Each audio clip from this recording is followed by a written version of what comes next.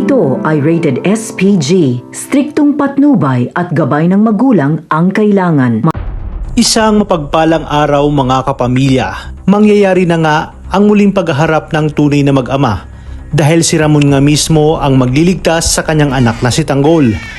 Habang sa presinto ay gugulong na nga ang investigasyon dahil ipapatawag na si Rigor kaharap sina Suarez, General Pacheco at ang taga-Internal Affairs na nag-imbestiga, kung saan harapang itinanong kay Rigor kung totoo ba ang aligasyon sa kanya na siya ay nangangaliwa at nakatira sa kanyang bahay si Lena Corpus. Diretsahan namang inamin ni Rigor na totoo ito.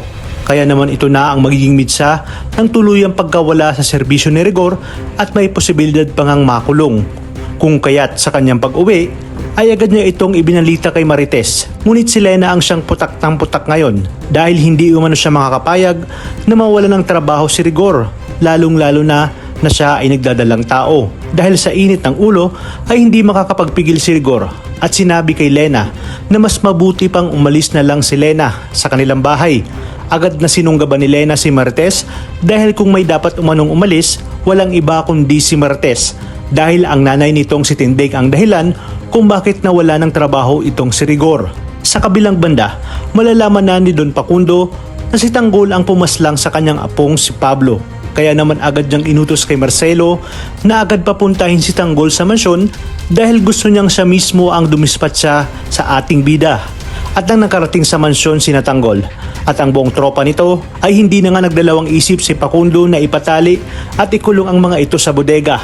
Ayon sa kanya, hindi niya muna papatayin si Tanggol at ipapadama niya dito ang labis na paghihirap hanggang sa magmakaawa na lang ang mga ito na patayin sila, lalong-lalo na itong si Tanggol. Sakto nga rin na sa mga oras na yun ay ang paglusob ng mga Montenegro sa mga kabalyero upang makapaghiganti sa nangyari kay Don Julio. Hinanap ni Ramon si Facundo at pinadapa lahat ng naroroon. Sinabi niya na kapag hindi nila inilabas si Don Facundo ay uubusin niya silang lahat. Kaya naman agad na nagsalita si Pasing na nasa bodega ang mga ito.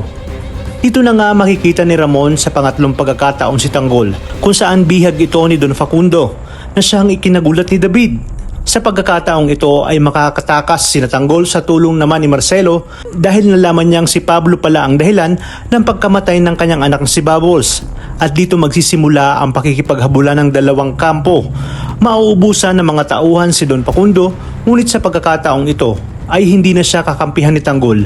Muling magkakatutukan si Ramon at Tanggol na siya ring ipinagtaka ni Ramon kung bakit bihag ni Facundo itong si Tanggol. Kaya dito na nga rin malalaman ni David na anak pala ni Olga at Marcelo si Bubbles na kanyang pinatay, kung saan nga manganganib ang kanyang buhay dahil alam niya kung paano maghiganti itong si Olga.